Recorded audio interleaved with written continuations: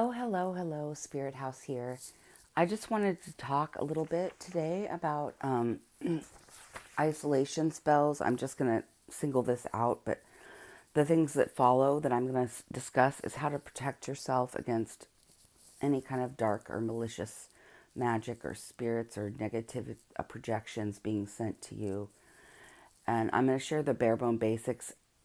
The thing is, you can expand on this once you get to know yourself, and especially after studying your birth chart, you can really get expand upon things for protection measures. Okay, this is protection from dark magic.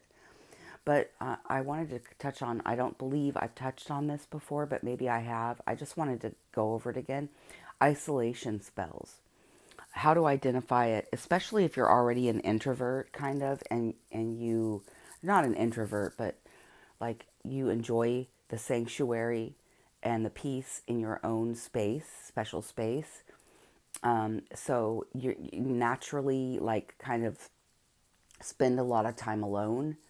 Um, and you appreciate that and you're comfortable in that space. But then here's how to identify if you're under an isolation spell, because it's kind of an oxymoron, but people do this to chosen ones, okay? Or to anyone who is on a light path, okay? Any of God's children that are in on their rightful path. But especially if you've had narcissists in your family, friends group, or as your past. And to me, I've already eliminated everyone that isn't for my highest good long ago in my life. So I've been, on my path for a while, even if other people and gossip and slander doesn't notice it. But okay, so isolation spells. So first, it starts with binding spells.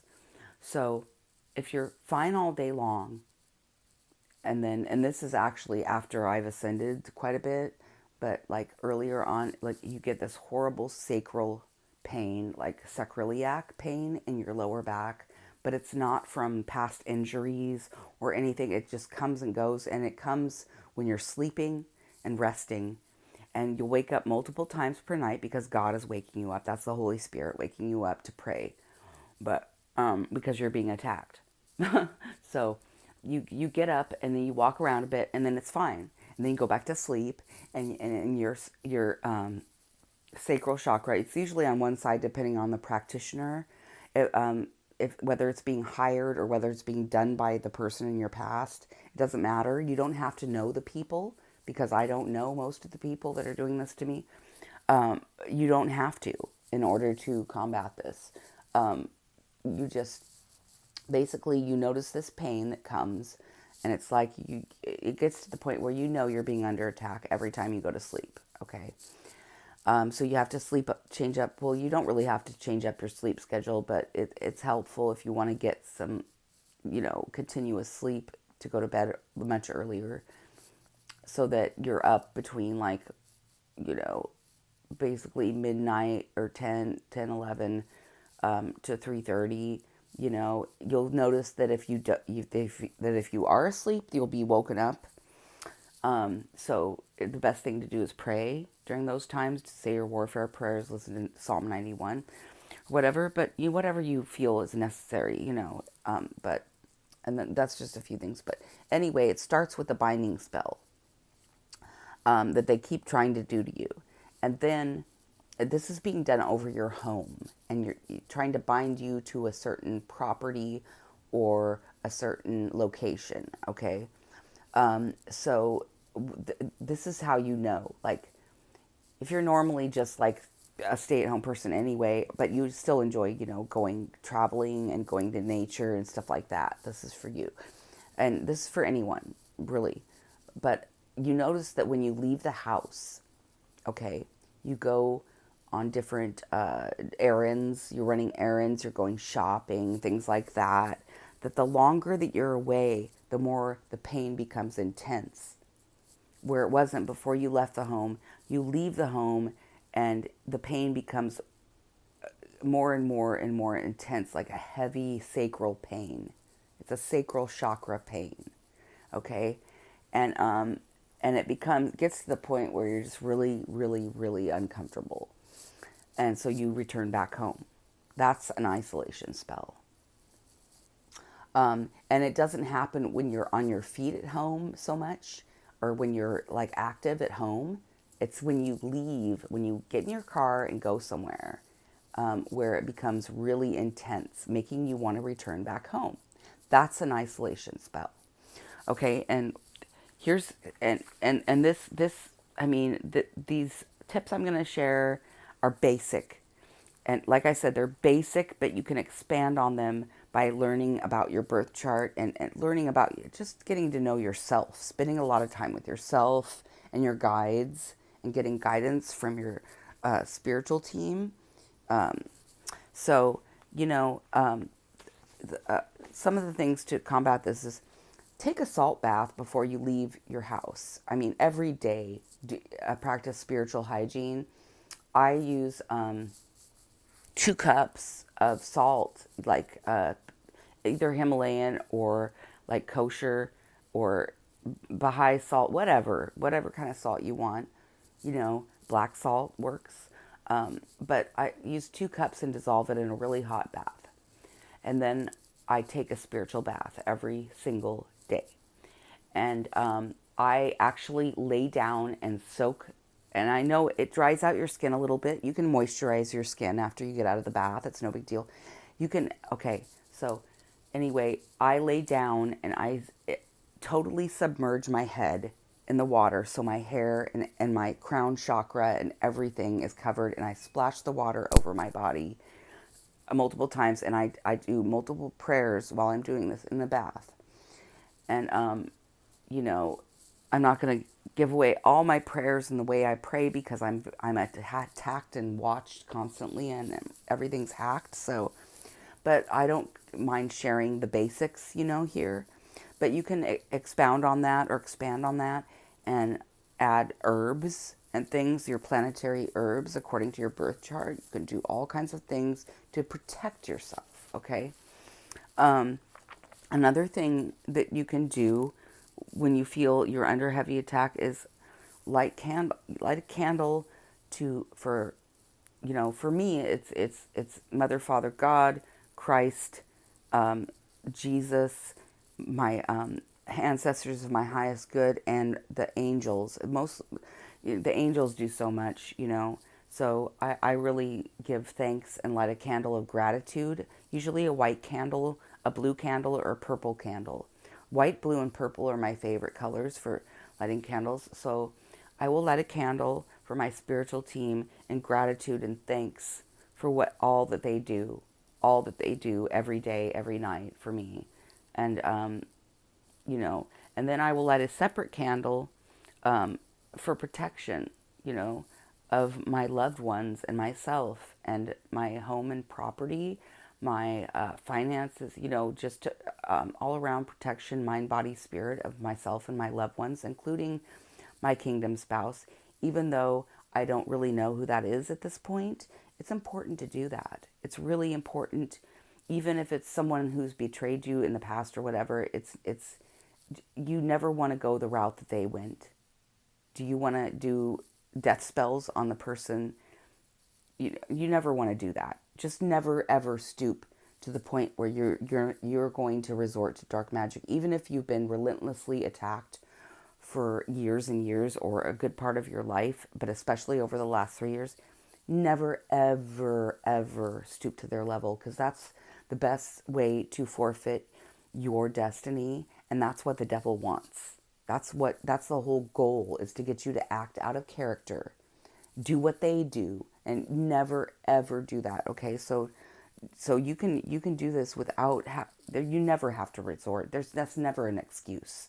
Oh, I had to do this, or be based on a lie. Getting a whole group of people to attack someone that's innocent based on a lie is never, without doing their own research. These people, they just wanted the money, they didn't care. So it's like, okay, well, face the consequences. But you will face consequences if you resort to that. So I've never ever done that. You have to maintain integrity, especially if you're chosen. But yeah, so light candles, one for protection of your, and prayers. You put your prayers and your manifestations into it. The other one for gratitude, of your spiritual team and God and the angels. So this is what I do. I have an altar, and I believe in, this is just me, but I believe in putting all four elements. So I have two candles. I actually have a lot of fire because of this, but and burn some really nice incense. Like, you know, um, I love champaka. It's like nag champa, but it's champaka. It's called champaka. The smell is so beautiful. Or you can buy pure incenses or raw incenses, and get activated charcoal where you light and you put the raw incense on it and it burns. There's many ways you can do it, but I buy the sticks because it's most convenient, for me. So, but you can get frankincense, myrrh, you can get sandalwood, you can get really beautiful scents and blends from probably even local people around you, So I go for pure, but I love champaka just as a. But anyway, that's just my preference. So I have two candles and the incense, so that's fire element. I put a fresh glass of water for, as an offering. So there's the water element. Then I put a large clear quartz crystal on my altar that I wash frequently, that and cleanse frequently, and I change it out from time to time. But I put that as the earth element. Okay, and then you have air all around. So there's the air element. You wouldn't have fire without air, right? Or anything else without air or life. So that's what I do on a silver tray on on my altar. But that's just an example. I have the four elements to honor the four elements and to honor God, and the candles as prayers, and the incense is an offering, and the water is an offering, and the crystal, for grounding and just, amplifying the effect of that. So that's a good thing to do, and also you can blend your own oils. I love to do that, but it's just on a home basis. I'm not like a commercial oil, but I am a master herbalist. I love making oil extracts and oils, and you can do that. Like I have a gardenia plant. I've got a lot of things. You can do anything, really, basically anything, or you can buy them and blend them, or you can buy blended ones that are already made for protection. You know, um, there's lots of good things, but stones, carry an amulet stone on you at all times, whether you're wearing it as jewelry or in your pocket or on your person somewhere, is really important. And to sleep with it, you know, um, protection for protection, onyx, black onyx, iron pyrite, markazite, which comes from iron pyrite, basically, um, black tourmaline, obsidian. There's many things that absorb negative energy that you can wear on your body or wear around you or have around you in your sleep space. There's so many things that you can do, but I would definitely, and that will help ease, all of the hexes, curses, and things that are being negative, petty, dark, low vibrational stuff that's being sent to you. Putting salt in a circle clockwise around your bed, and saying prayers while you do that, and then sprinkling a little bit on under your pillow and in your sleeping space will also help. Um, there's so many things you can do. Really, just explore. Use these as basis, but then go and expand. But knowing your birth chart and your astrological signs, and also what's going on with the dates and the planetary alignments and everything will really actually aid you in that. And it's not, this is not which, well, maybe it is There's a lot of things that can be considered witchcraft. Prayers can be considered witchcraft. It's your intent that goes behind it that's important. You have to stay pure and with good intent. And, you know, so that's basically universal law. What you put out will come back to you.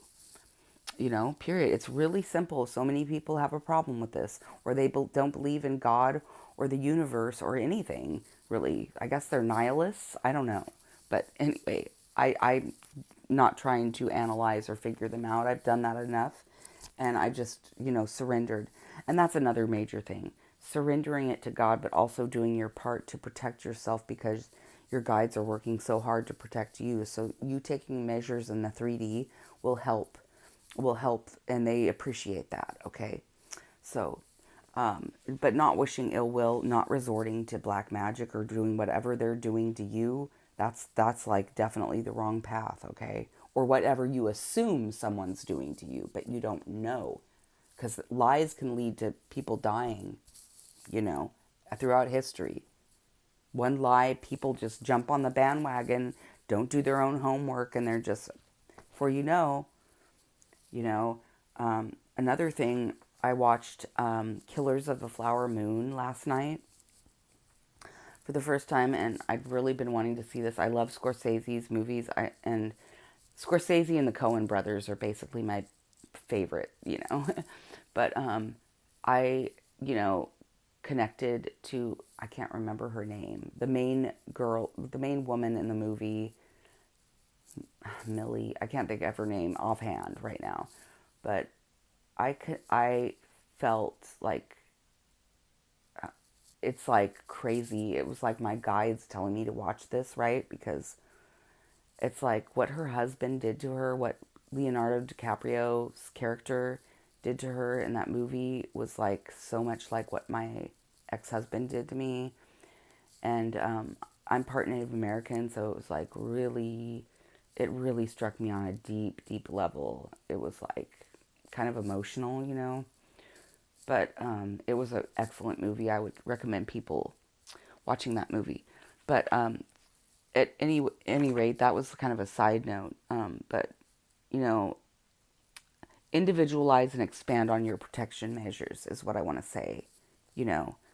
Really just do that, but never resort to what your adversaries are doing, even if you've been going through it for years. Even once you become awakened to it and aware of it, just don't do that, okay? Because that will screw up your whole path and your whole purpose, and then you'll be dealing with karmic results and have to go through horrible consequences, and it will slow you for years and years to come, maybe even for a lifetime. You'll have to come back and try it again. So just please don't resort to those measures. Try to practice forgiveness, focus on love and what makes you happy and what brings you joy. And, you can overcome this, because I did, and I am, and I have. I'm still being attacked constantly, but it's nothing like it was. So anyway, I hope this is some inspiration and help to you guys. I love you so much, and I'll talk to you soon. Bye.